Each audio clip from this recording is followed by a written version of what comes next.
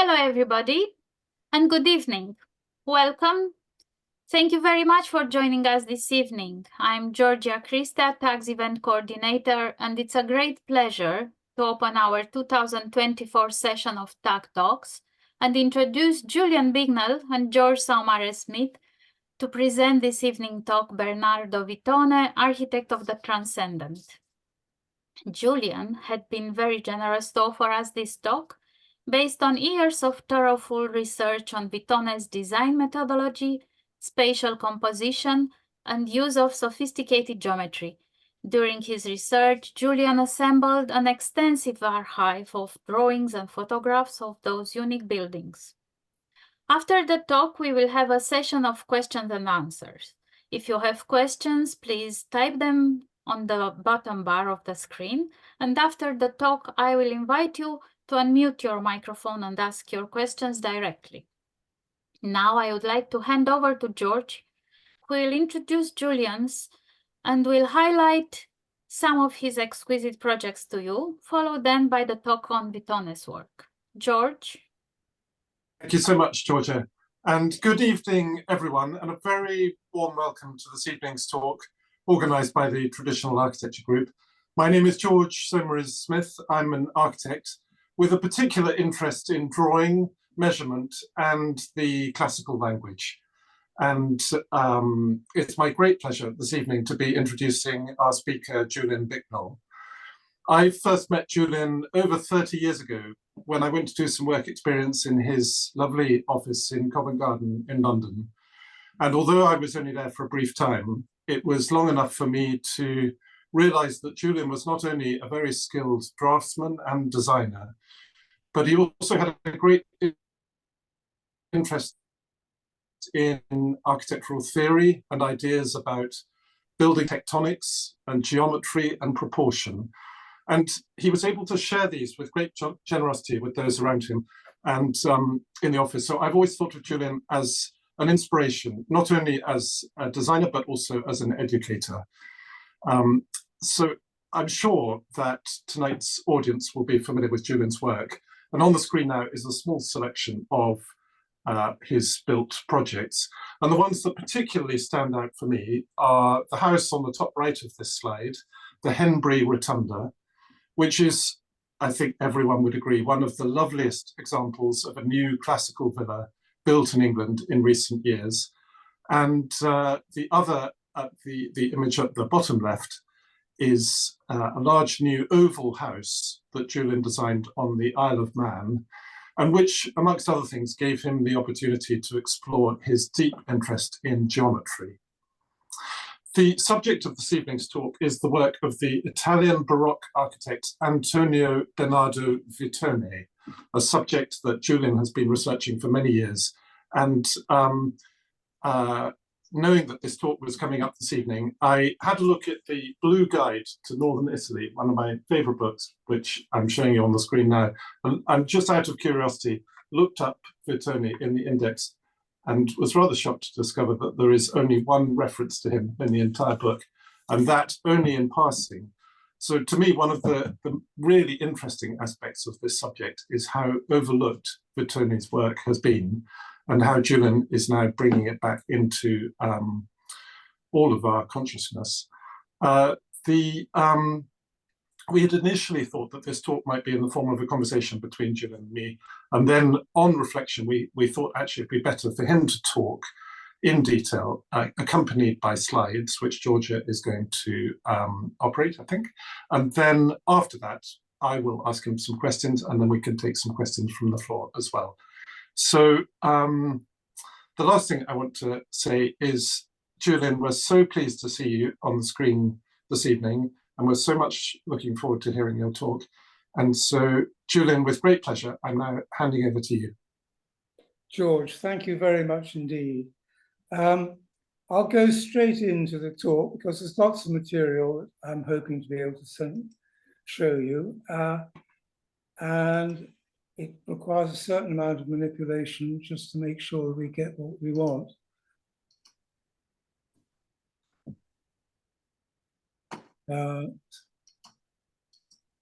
I've forgotten how to get into this You should share your screen now with Have the I? share screen. I've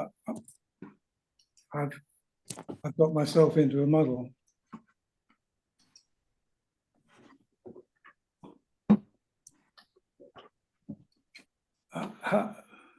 Would you like me to share the screen or? Yes, can you share the screen? Sorry, I've jammed myself into a corner and I don't know where to go.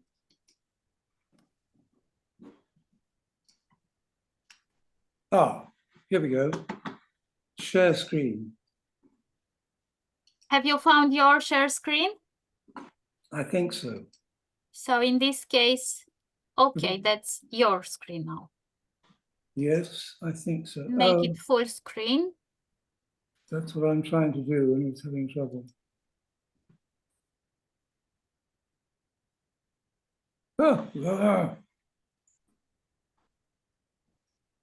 Got it. Okay, fantastic. We are right, here we are. We'll do something that we understand a bit better. Straight into the history then. Bernardo Antonio Vittone was born in 1704. He lived and worked in Turin, building his first buildings in the late 1730s. He died in 1770. He is, in fact, the last of the great architectural tradition of Italian Baroque masters, a tradition that springs from the mannerism of Michelangelo, develops through the high Baroque of Bernini and Borromini, and spreads through the 17th and 18th centuries all over the Christian world, from Naples and Sicily in the south to Turin, Munich, Vienna, Prague, and even St. Petersburg in the north, and in the hands of Spanish missionaries even to the Americas in the west. The last flowering of the Baroque is characterized in my mind by a fascination with the idea of order in complexity. Think of the music of Bach or Rossini, of the craftsmanship of Tijoux or Grindon Gibbons, of the intricate clocks of Tompion or Harrison, and the infinitesimal calculus of Newton and Leibniz. In the course of his very productive life, Vittone designed buildings of all types, several urban palazzi, a couple of town halls, old people's homes, orphanages, a number of monasteries and nunneries, and at least 30 churches or chapels. Over a period of some 20 years, I've managed to visit roughly 2/3 of his church buildings, and I propose to explore a dozen of them this evening. You can see some more in a book that I've put out with the same title, available on Amazon. Now, what's happened?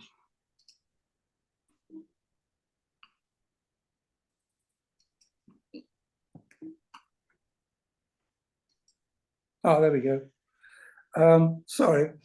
Each of Vittone's religious buildings is a fresh and original essay on the general theme of the centralized church. The Council of Trent in the late 16th century set out principles for the Counter-Reformation, advocating the greatest possible engagement of the lay congregation with the rituals of the Mass, using music, art, sculpture, and architecture to enhance the religious experience, and calling in particular for wide congregational spaces so that the largest possible number could witness the ritual at close quarters. Bernardo was the youngest of a large family of the professional class. Many of his relatives made careers in the church, in the professions, or in business. Two of his sisters were nuns. An older stepbrother was a canon of Turin Cathedral, and it was he, with their uncle by marriage, the distinguished Torinese architect Gian Giacomo Planteri, that probably encouraged Bernardo in his architectural studies. He was a precocious student, attending courses at Turin University in his early teens in geometry, surveying, and mathematics. In his late teens, Bernardo was awarded a bursary by the Duke of Savoy to attend the Accademia San Luca in Rome, the most important school of architecture in Europe at that time. When in Rome, he will have seen at first hand the work of the Baroque masters of the 17th century, among them Bernini and Borromini. And as we shall see, he was greatly fascinated by the work of Borromini, illustrated here, the University Church of Sant'Ivo, with its complex plan based on a spar hexagon. On his return to Turin, he worked for a while in the studio of Filippo Givara, the extremely talented Sicilian, who had already designed the Royal Palace in Madrid before being appointed court architect in Turin, designing the immense Stupinigi hunting lodge, the Superga and the Palazzo Madama, and many other notable buildings around the city. Vittone was also given the task of preparing for press the architectural treatise of one of his most important precursors, Guarino Guarini, who we mentioned earlier on. Guarini was a priest of the Theatine order and designer of some of the most exotic Baroque buildings in Europe in the last half of the 17th century. He had traveled widely, designing buildings in Lisbon, Paris, and Prague before being appointed court architect in Turin, where the only surviving examples of his work can be seen. Most notably, the two illustrated here, the Chapel of the Holy Shroud above and the Church of San Lorenzo below. Although the plates for Guarini's treatise had been engraved, the accompanying text remained unpublished at his death in 1684. The magnificent two-volume edition was finally published in 1737. Guarini's fantastic structures were to play a key role in Vittone's architectural development. In fact, Vittone produced two books of his own in later life. First, the Istruzioni Elementari was a comprehensive treatise on the various disciplines of architecture, very much in the tradition of Palladio's Quattro Libri, but at 400 pages of text and one of the longest and least engaging treatises of its kind. The second was the Istruzioni Diversi, a much more interesting book that includes excellent engravings of many of his projects, both built and unbuilt. And in the second book, he refers specifically to his interest in novelty and the bizarre of the very aspect of Borromini's work that was so provocative to his critics. Vittone was equally inventive, but as we shall see, had a much lighter touch. Buildings here in the Po Valley are constructed with locally available brick.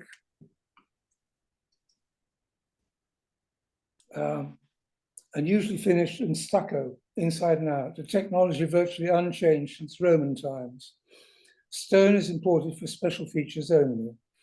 Much ingenuity and skill is put into forming of brick vaults, and it is in this invention and elaboration of vaults that Vittone excels. Many of his churches are now in poor repair, and many have been modified or overlaid with subsequent decoration and furnishing, so that the original clarity and elegance is obscured. And although painted decoration was an important part of many of Vittone's designs, quite a few of his churches were left in calce, that is to say limewashed, leaving the interiors as exercises in pure architectural composition. Vittone's first independent work is this small chapel dedicated to Santa Maria della Visitazione at Valinotto, a farming community out on the agricultural plain of the Po Valley, some 20 miles south of Turin. It may be a small building, but into this little stucco brick drum, Vittone has crammed all the most extravagant ideas that he has absorbed from his studies of Borromini and Guarini, as well as many ideas of his own. This, like all his churches, is an essay in the so-called centralized plan, that favored by the Counter-Reformation. The congregational space is given a bilateral symmetry, circular, oval, square, or rectangular, with the altar sited beyond an arched opening at one end of an elaborated chancel or presbytery, very much like a theatre, with the illusory world of the stage seen at a distance through a proscenium arch. And as in the theatre, lighting, composition, perspectival illusion, and acoustics are used to heighten and emphasize the action. Beyond the altar is a richly painted devotional image set back in secondary volume that is carefully arranged to provide lighting for the picture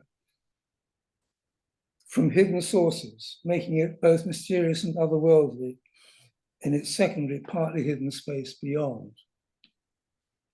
In addition to the theatrical emphasis on the altar, Churches of this type often have elaborate vaults in the congregational space, which illustrate an allegory of heaven.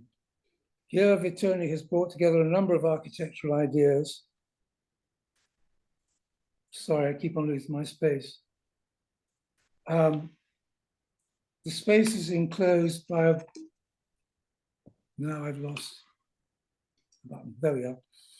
The space is vaulted not by a closed dome, but by a network of interlaced ribs, very like Guarini San Lorenzo. But here the openings between the ribs reveal the surface of a further vault, entirely covered with the painted representation of the Blessed ascending into heaven. In the middle of this second vault is an open oculus, and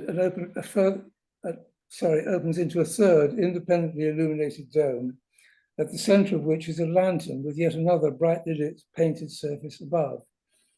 These receding images display the hierarchy of the heavenly host, with the blessed at the nearest, the angels and archangels beyond, and the all-seeing Godhead in the lantern. In addition to this extraordinarily complex and original vault, the plan form of the church is based not on a circle, square, or octagon, the most usual geometric figures for this type of building, but on a star hexagon.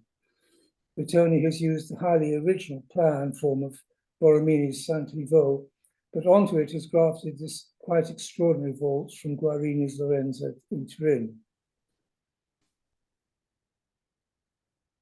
And as a final completely original choice, borrowed no doubt from the world of theatre, the little dummy balconies that occupy the secondary niches left and right and over the entrance door are developed in false perspective to increase the sense of distance. Vittone's second most important commission had an unpromising beginning. During the night of the 30th of August, 1740, the newly completed vault of the Church of San Bernardino at Chieri collapsed, leaving the structure of the lower story intact. Vittone was invited to design a new interior for the building, including a new dome. But you can see from this exterior view and the engraving from the Istruzioni Diversi that he proposed something quite extraordinary at the upper levels.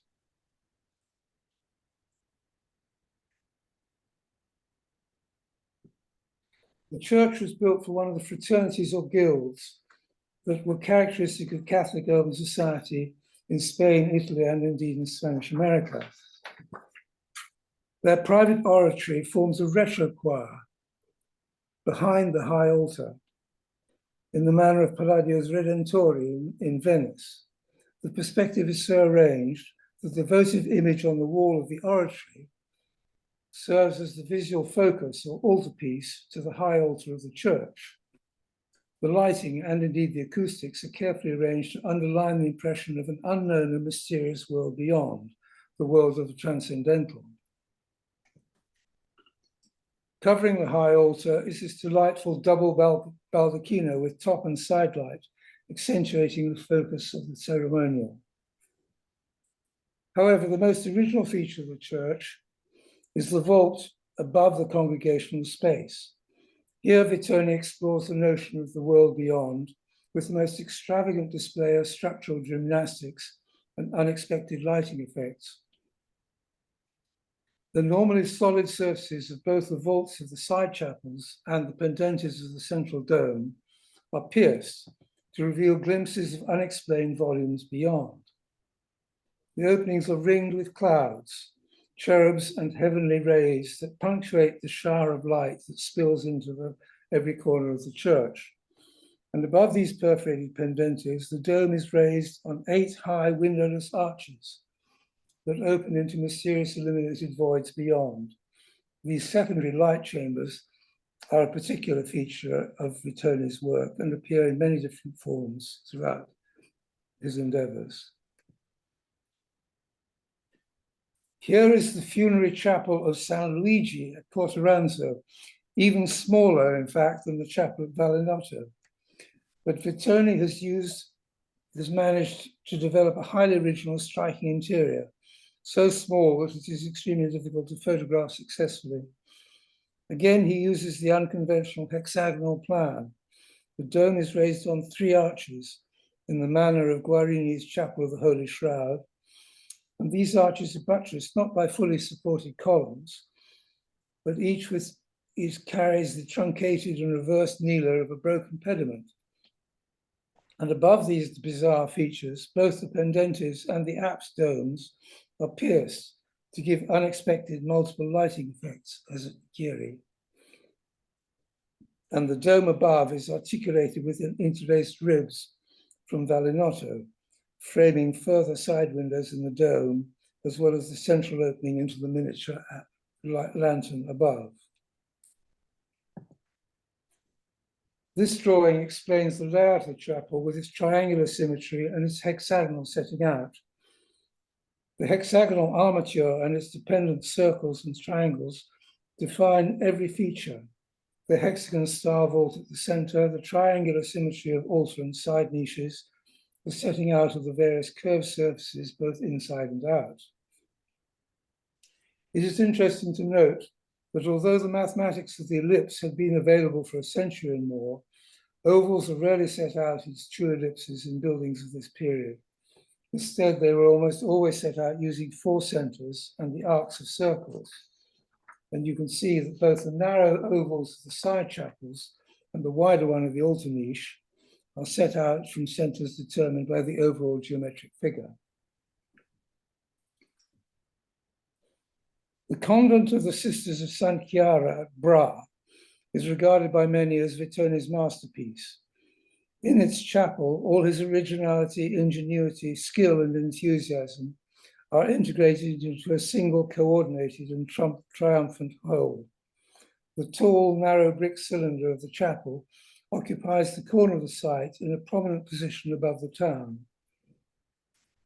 It is also one of the most beautifully painted interiors, giving a wonderful air of brilliance and joy, the key attributes of the church's patroness, Santa Chiara, whose very name signifies clarity, brilliance, and light.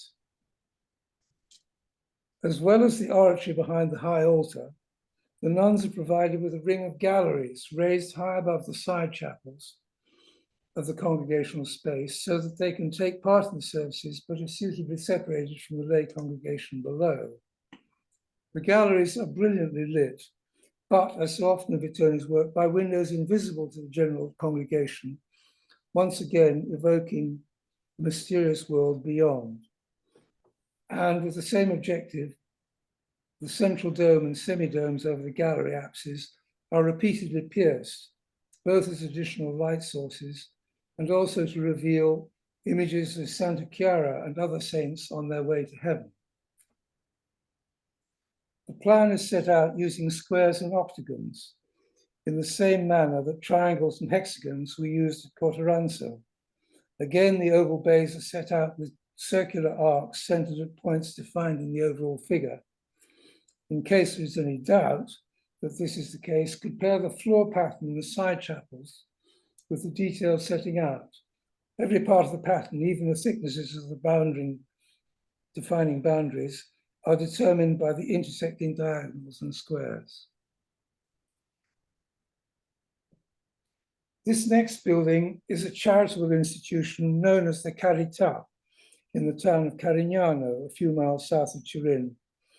It combines the function of an old people's home, hospital, and hospice. And at the heart of the complex, integrated with adjacent wards on 2 levels, is a domed chapel. Although relatively small and simple in form and finish, the chapel includes a delightful feature that is unique to Vittone's work. Labeled a horizontal squinch by some experts, it cuts through the plane of the pendenti. These bizarre features cannot be explained in purely functional terms, but are clearly developed from the pierced pendentes at Chieri. And they have, in fact, the peculiar effect of contradicting the usual logic of the pendenti, which serves as a structural transition between the square volume below and the circular volume above. Here, the interrupted pendentes support 8 piers that form an irregular octagonal arcade, pierced by the deep-set niches on the diagonals. from which springs a delightful starfish dome. The same uniquely Vittonian feature appears in the modest parish church of Santa Maria di Piazza, actually in Turin itself. This project involved rebuilding an older church in 2 stages within the original walls, the key objective being to provide a generous congregational space unobstructed by columns. The nave has this odd oblate plan form, determined no doubt by the setting out of the pre-existing church. Vittone's vault reads as a paraphrase of Santa Sofia in Istanbul, extending the central space in the direction of the sanctuary with semidomes cut into semidomes. To the east, the nave opens into a tall presbytery surmounted by another of Vittone's delightfully ambiguous vaults, both an octagon and a square, both a circle and a star. And here we see again his trademark horizontal squinch, carved out of the pendentes, the octagonal colonnade and star vault. The small town of Grinasco is almost 50 miles to the northeast of Turin in the foothills of the Alps.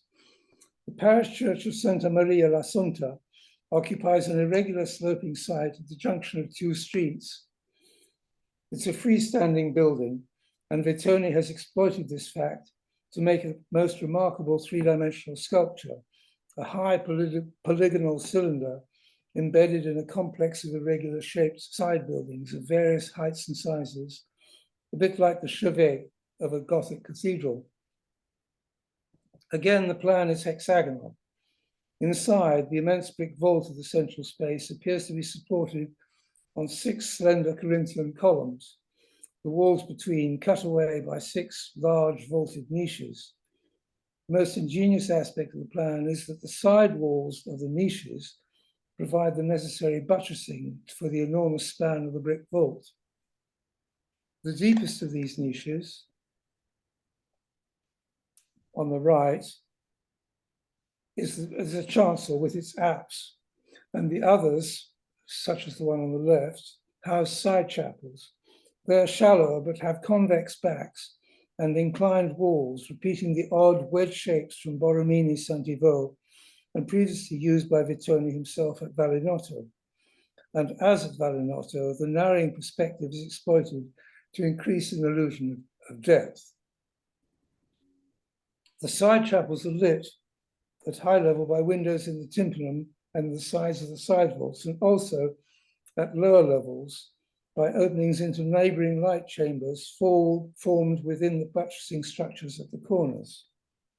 The full effect of these secondary light sources is unfortunately marred today by the gloomy 19th century color scheme and the blocking of a number of the side lights with votive pictures. The gigantic dome, nearly 60 feet across, is not a simple hemisphere. It is what is called in Italian most evocatively volta a creste e vele, a crest and sail vault, most clearly described in modern parlance as a parachute vault. Each of the 6 lobes is itself arched, achieving a structural effect like Gothic vaults, where the horizontal forces at the perimeter are diverted to the intermediate piers. And as in Gothic building, the form of the vault makes it possible to insert enormous windows, finestre a fiamma, flame or fan-shaped, flooding the central volume with light.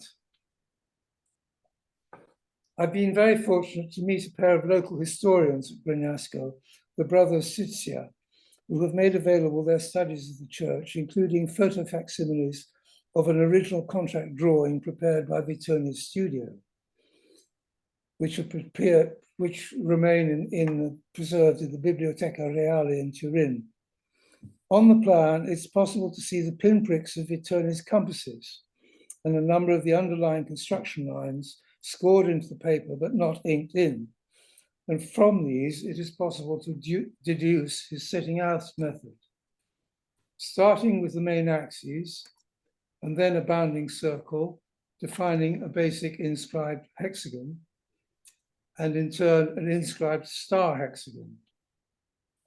A minor hexagon within the star locates the internal faces of the central drum, and a further inscribed circle is related to a bigger star that defines the external surfaces of the external surfaces of the central drum, and also setting out points for the arcs that define first the external walls of the side chapel, and secondly, the arcs of the internal walls. These same points are then used to set out the more pointed hexagonal star that defines the inclined walls of the side chapels. And from the chancel and apse are set out from the inner hexagon to complete the design. And this wonderfully complex figure determines exactly the location of all the key points inside and out, and thereby the structure and volume of the church. Here's a version of the plan recreated by my colleague, Kevin Ledingham, from these first principles, which of course corresponds very closely with Vittone's original drawing. The Church of Santa Croce at Mondovì is, like San Bernardino Chieri, a parish church with a retro choir for a lay fraternity or guild. In his treatise, The Istrugno Diversi, Vittone proudly describes how his clients, the confratelli disciplinanti, desired that it should have the form of a vase endowed with novelty and light-hearted charm, and claims that the novel design of the central vault arose from a desire to limit the cost. The plan of the church is deceptively simple, with an elongated Greek cross and central dome. The oratory behind the high altar, which maybe you can't see because of the way it presents on the screen, sorry. As at Chieri and elsewhere, the votive picture high on the oratory wall serves as altarpiece when seen from the body of the church. However, all the key wall surfaces are curved, and the corner piers are set out diagonally, all as it were exploding from the center of the church.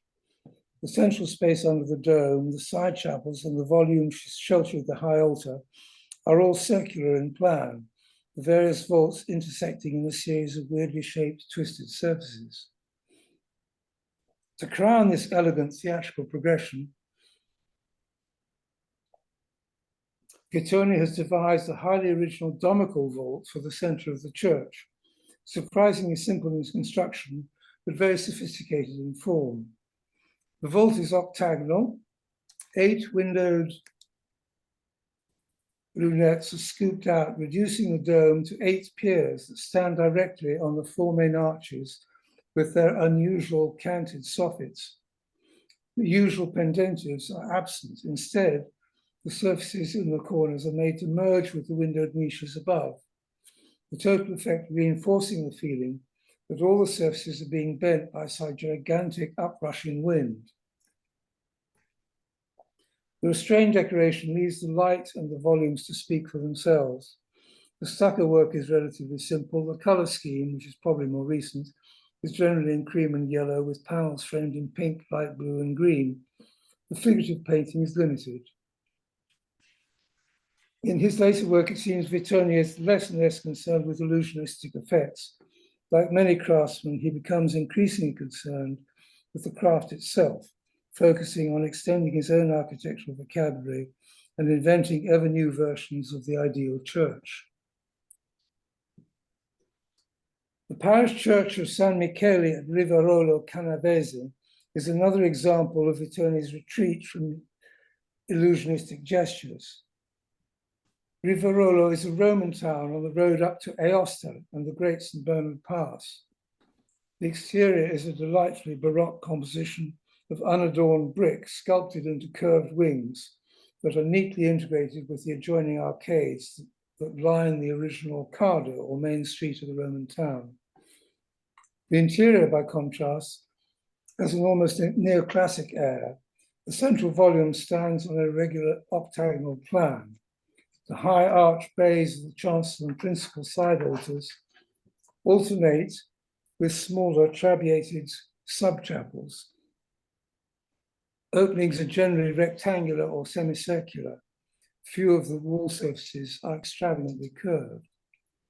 Nevertheless, the way in which every surface is pierced by a window and the way the structure and lighting are integrated are entirely Vittone's. It is as if he has noted that the rest of Europe is increasingly moving towards neoclassical rectitude, but he will show that his mastery of delicate brick structures and the handling of light is not limited by a choice of architectural vocabulary. In fact, he cannot resist some of his favorite features. The details include these delightful side altars and the little gallery screens that overlook them. And the chancel, bracketed by choir galleries, is covered with an elegant handkerchief vault. Here again, we have the original contract drawing from which it is possible to determine Vittone's setting out. The yellow markings are my own and show the structure above. He starts with a simple star octagon, then an inscribed series of grid of squares. The intersections of this grid with the star octagon define the inner and outer surfaces of the octagon, the irregular octagon of the drum.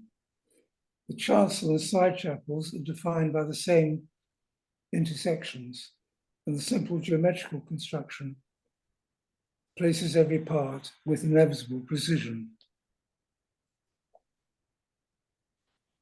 The monastery for the Theatines in Nice dates from the 1740s, fairly early in Vittone's working life. It occupies the entire east side of the Cour Celaya, the central square of the old town at Nice, or Nizza, it was then known, being part of the Kingdom of Savoy rather than part of France. It is the furthest of Vittone's projects from his home base in Turin, 100 miles as the crow flies, but considerably further over the high passes of the Alpes Maritimes. The solid four-story block houses both the church and all the accommodation for the brethren, whose suite of cells extends over the top of the chapel in a most unusual way. These drawings from Vittone's Istruzioni Diversi show the ground and first floors on the left, the cross-section facade and second floor in the middle, and the long section on the right. Despite the restrictions imposed by this layout and its small size, the design of the church is hugely complex. The body of the church is oval, encompassed by 6 equal bays. As at Chieri and Mondovì, there is an oratory or retrochoir for the brethren behind the main altar. And as at Bra, there is a continuous gallery above the side chapels, where the largest windows, hidden from general view, provide indirect lighting, and indeed musicians can provide ethereal music.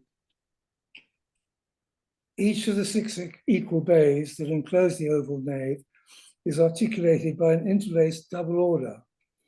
The minor order supports the semidomes of the chapels and a series of raised cartouches that form protective guardrails to the galleries above. The major order supports the semidomes above the galleries and the high central vault. The magnificent marbling and gilding of both orders and the figurative painting in the vault are probably 19th century. The cornice of the major order is extravagantly curved and countercurved on plan, cunningly woven with the secondary order, sometimes projecting in front of the line of the balconies and sometimes dipping behind. From the tops of these dancing cornices spring 6 crescent-shaped vaults that lean into the center to meet in a pattern of skewed pendentives and rosettes that surround the central oval, each surface carrying a different scene of saints or angels supporting the Virgin enthroned at the center. I have mentioned before how ovals were generally set out using arcs of circles coordinated by simple geometric figures, the equilateral triangle in the hexagonal buildings, and the square in the octagonal ones, such as Chiara at Bra. The oval at San Gaetano is based on intersecting pentagons. Intriguingly, Vittone's mentor Guarini had designed an unbuilt church in Nice dedicated to San Gaetano some 60 years previously, also using pentagons as a geometric basis. Also intriguing is the fact that the oval produced in this way has 6 equal parts. Once again, Vittone is using his favorite hexagon, an irregular hexagon, it is true, but a hexagon nonetheless.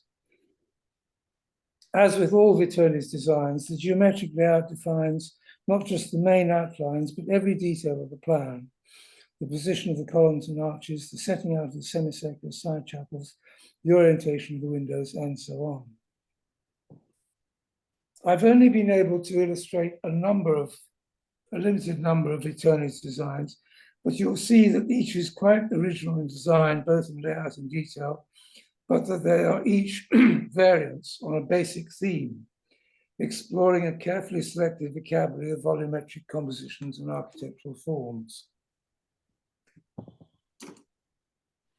One way of exploring these family likenesses is to compare these unwrapped internal elevations of the group of churches set out on irregular octagonal plans. Top left is Borgo Massino, top right is Santa Chiara in Vercelli, bottom left, bottom center, San Michele Rivarolo. The basic composition is the same. On the major orthogonal axes are high arch recesses opening into presbyteries and side chapels, and large windows are cut into the vault above. The minor diagonal axes have an arrangement of mezzanines with further smaller windows at an intermediate level. Within this overall arrangement, each is quite different in detail and yet perfectly ordered in its own way. Another way of looking at the variations is looking at the plan. There are at least 30 church designs illustrated in Vittone's own treatise, all of them derived from the religious agenda set out by the Counter-Reformation's Council of Trent, with centralized plans, wide column-free spaces, bringing the congregation as close as possible to the rituals of the Mass. First is this family of hexagonal plans, including 3 of those I've described: Santa Maria della Visitazione at the left, top left, San Luigi Corteranzo, top middle, and the Grignasco, bottom middle. And here are some more hexagons, including several unbuilt projects, again from the Istruzione Diversi. There's then a family of oval plans. On the left is San Gaetano in Nice, in the middle San Margherita Alba, and on the right an unbuilt design for another church at Lo Spigno. And here is a family based on the squares and octagons, including top left San Bernardino at Chieri, top center Villanova de Mondovì, bottom left Santa Chiara Bra, and bottom right San Michele Rivarolo. Note further that all of these plans explore the idea of a cage within a cage, a large central volume surrounded by a series of smaller volumes that not only serve the functional agenda, but also provide a structural schema and make opportunities to form galleries and light chambers within hidden light sources, evoking repeatedly the possibility of worlds beyond the transcendental. To my way of thinking, the most remarkable thing about Vittone and his work is its variety and originality. It's striving after new expressions and forms, new ways of exploring space, volume and structure, daylight and decoration. Every one of the churches is conspicuously different from the other, and in his writing, he specifically invokes the idea of originality, even as he expressed it, the bizarre. But at the same time, he works rigorously within an established architectural vocabulary, and indeed a rigorously defined religious and social agenda, making a gradual progression of spaces in each of his churches, from the main entrance through the congregational space into the presbytery and the high altar, and in many instances into an oratory or choir beyond the high altar. Each element one step higher in its level of sanctity, each revealing worlds of beyond worlds. I believe it worth examining this duality very closely. From him, we can all learn something of our own objectives and ambitions and of our capacity for invention. At the heart of these creative endeavors, there is a spectrum of intellectual and creative methodology, At one extreme, the idea of a rigorous discipline and established vocabulary of architectural forms, of accepted social standards, and an absolutely defined and rigorously applied religious agenda. At the other end is the very human urge to investigate the unknown, to explore new ideas and possibilities, and to create new forms and test one's power of invention to the very limit and beyond. Amazing. Thank you. Julian, thank you so much. What a astonishing talk. I mean, not only the buildings, but also the amount of research and scholarship that has gone into putting all of this together. You've also kept it extremely well on time, so we've got happily a bit of time to chat now. I suppose the obvious question that I want to ask you first is how you first came across Vittone, given how obscure a name he now seems to be in the sort of architectural field. How did all this come about? Well, it's like so many of these things, it's a long story with lots of peculiar accidents. One of my first trips as an architectural student included a trip to Rome, and I got hooked on Baroque Rome in a big way. And fairly early on after that, discovered that there was a book by Portoghese on the work of Borromini, which is beautifully illustrated, although it's all in Italian. It's fantastically instructive. And I then discovered that Portoghese had done a second book on Vittone, which remains one of the most useful sources, because he makes a point of recording every single church that he could find, and some which are not thought to be by Vittone after all, and provided me with the basis for searches. Then, of course, it was a piece of good fortune that, first of all, we had a sequence of family holidays, meeting friends and so forth in Italy. And indeed, that my wife, Treld, found herself at the Bologna Book Fair as part of her work on repeated summers or springs through a series of decades, I guess. And I would go as helpmeet and chauffeur on those trips. And on the way back, you'd sort of go through Turin and up the St. Bernard Pass. And look, we just passed a church that I think I saw in Portoghese. So it grew. And having got the bug, I pursued it. Amazing. And very modestly, you've been talking entirely about Vittone, and you only mentioned very briefly the wonderful book that you produced and wrote about Vittone's work, which I would recommend to everyone who's here. As you say, it's available on Amazon. So in putting that book together, and I'm sure I won't be the only person in the audience wondering, how easy are his buildings to visit? You sort of tantalizingly in the introduction allude to the difficulty of finding keys and sometimes having to sort of persuade people to open churches and things, but how accessible are they?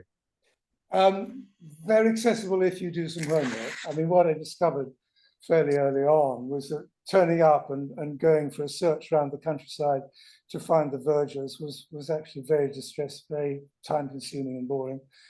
And I then discovered that, in fact, the Roman Catholic Church is very keen on the internet, and they all have email addresses for all their colleagues all over the place. So the moment you get on the network, you can, in fact, make arrangements to visit the church and have somebody open it for you. Yeah. Okay. But they're very not good. in the guide So book. using your book as a guide, people can then sort of it opens up a kind of tourist possibilities, shall we say? Yeah. Yeah. Another question I was going to put to you, Julian, is looking at the drawings of the churches. They're drawn in plan and in section, and it seems sort of very remarkable that they would have been designed entirely in plan and section just because of the spatial complexity of them. Do you think that Vittone might have made use of architectural models, or alternatively, might it be that each church is, in a way, a full-size model of working out ideas of his sort of progression towards the sort of ideal church, that each one is a new version of his search for the ideal. The answer is I don't really know. There's no record that I'm aware of models. And in fact, my own experience of working with models, and I wouldn't be surprised if you find it similar, is you actually have to have a conception complete before you can make a useful model. And the model certainly serves as a test, but it's no aid really to the invention. And I think, you know, what makes Vittone among the great architects is that he has the capacity to visualize these extremely complex forms. And all the more so since they're based on geometries other than rectilinear. You know, if you're playing around with a hexagon, let alone a pentagon, visualizing in 3 dimensions is quite an exercise. And yet he does it. And apparently he got very short-tempered with his assistants, who could never catch up with him. You know, he was always streets ahead, and he would berate them. He was obviously a slightly irascible individual. Very good. Well, I think that we've got a few minutes left, and I'm going to ask Georgia whether there are some questions. Yes, there is a questions from Andrew. Andrew, would you like to unmute your phone, your microphone, please? Andrew Patrick. He's asking how much of the architecture and decorative was pre-designed and how much was done on the hood during the build, if you know details about this. The answer is I don't know a great deal about it, but it's undoubtedly the case that the drawings show notional designs for the plasterwork, but that frequently they come out slightly different in the finished building than they did on the drawings. The other thing I know is that Vittone very rarely visited the sites. It was interesting to discover from the contract particulars of Grignasco that the deal that was struck with the builder included expenses for the builder to go to Vittone's office in Turin rather than for Vittone to come to the site. The building project took 20 years to complete. During that time, Vittone visited the site once and once only. So the whole business of how the building ends up is very much in the hands of the builders. And as I say, there's doubtless some inventing going on, and there's doubtless an exchange of drawings sent by horse-drawn postal system, whatever, that kept everybody informed. It's really quite remarkable.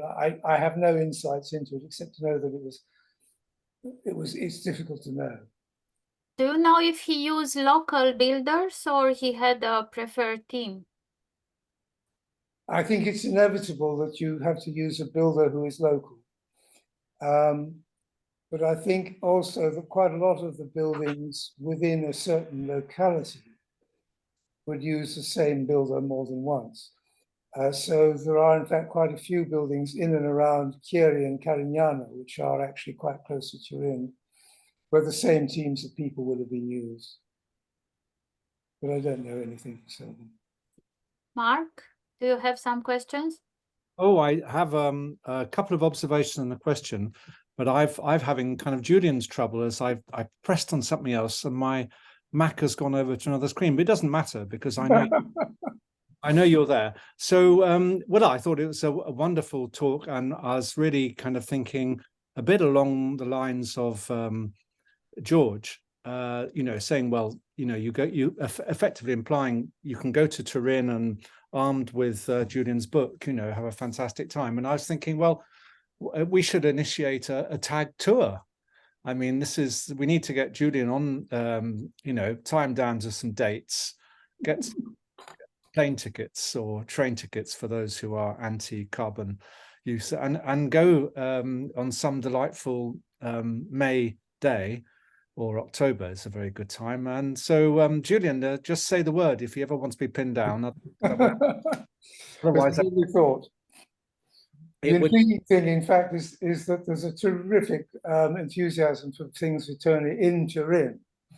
And there Yeah. are lots of conservation architects and academics and historians and one thing and another who, you know, jump at the chance of explaining themselves, but are rather apprehensive, I think, about taking the fact that somebody from England is interested in their territory. Oh, well, I think one could get over that just by saying we're little amateur architects and we're not, there's no serious competition of,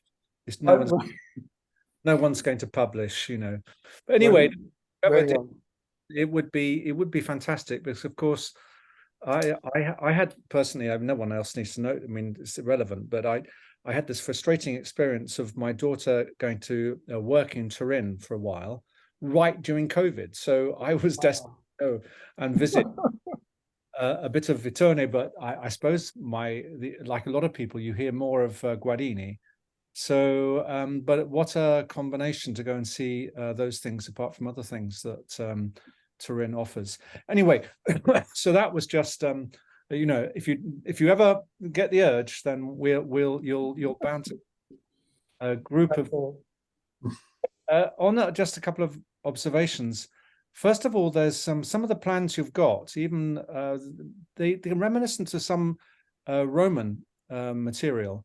And particularly in the sort of Hadrianic time, they do these quite, let's say, involved geometries, involving cavity and convexity, and can also be octagons and hexagons and so on. So that was just a point that you might not. I mean, for the audience generally, one might not make that connection because of the more obvious Guarini and Borromini.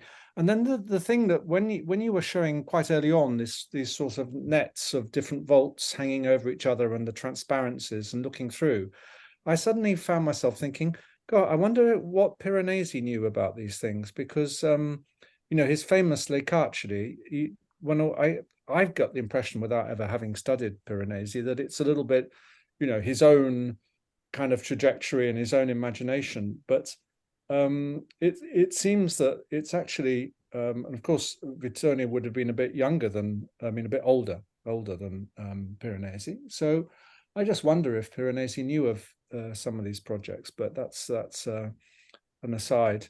Well, there seem to be quite a lot of people doing similar things in different realms.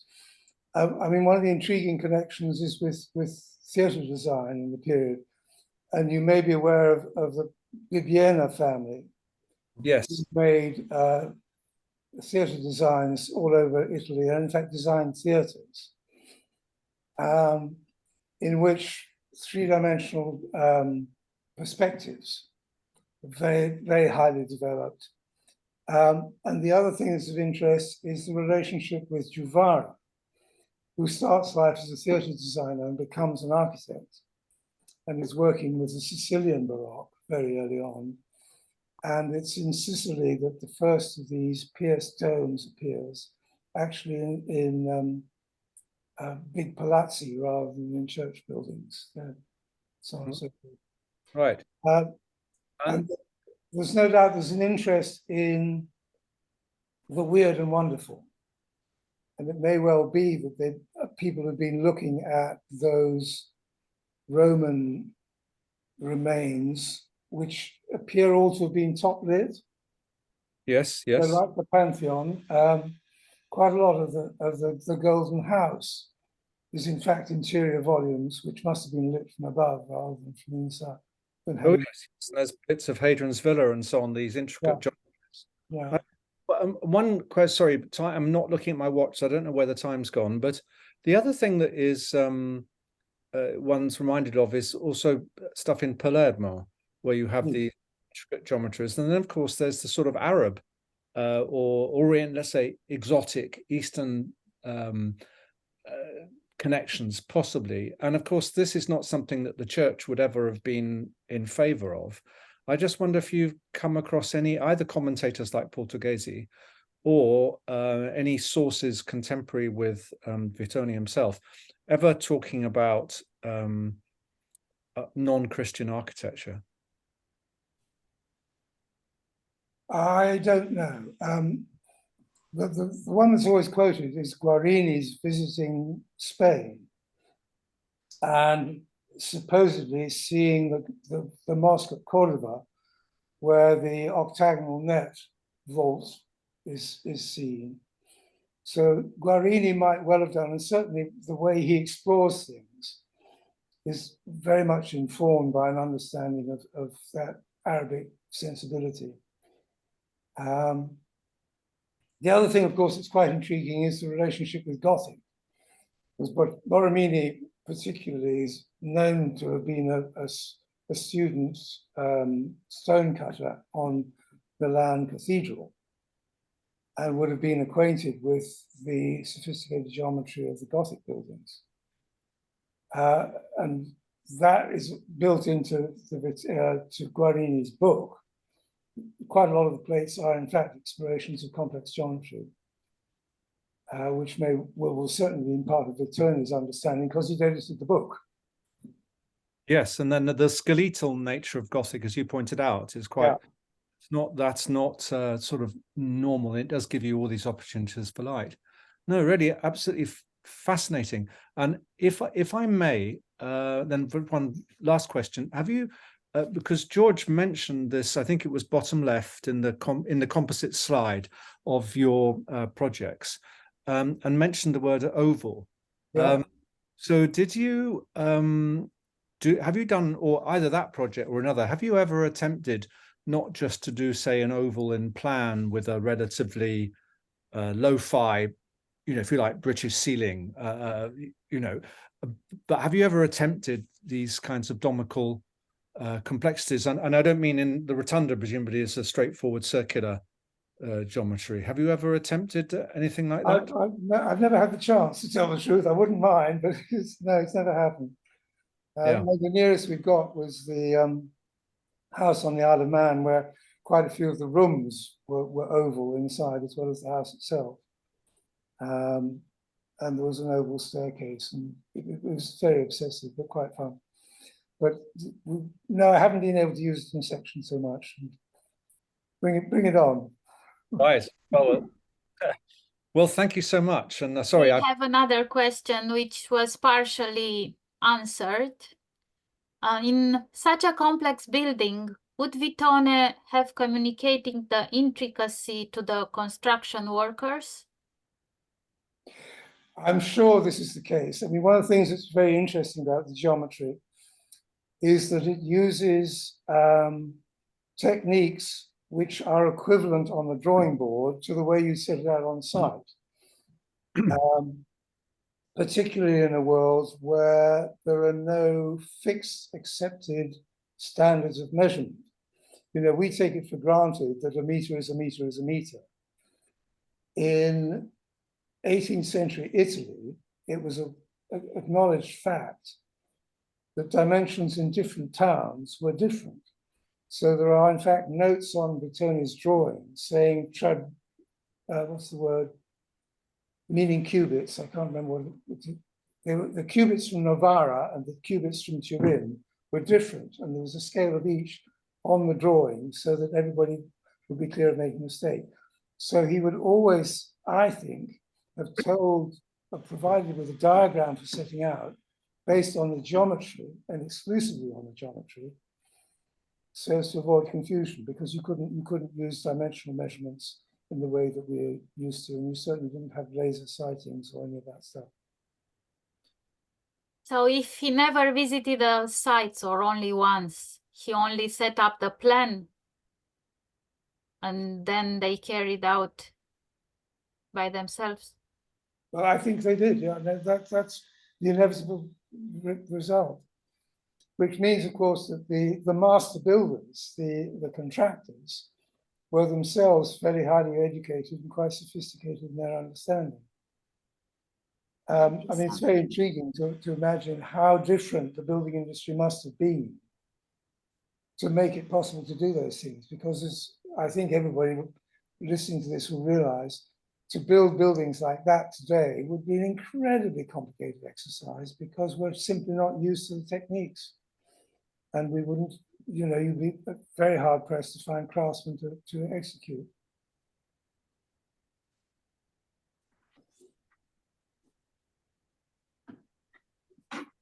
We got some more?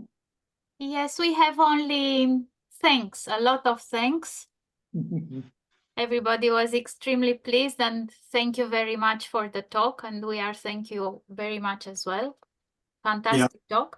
Julian, thank you so much. It's been so fascinating, and I think very inspiring.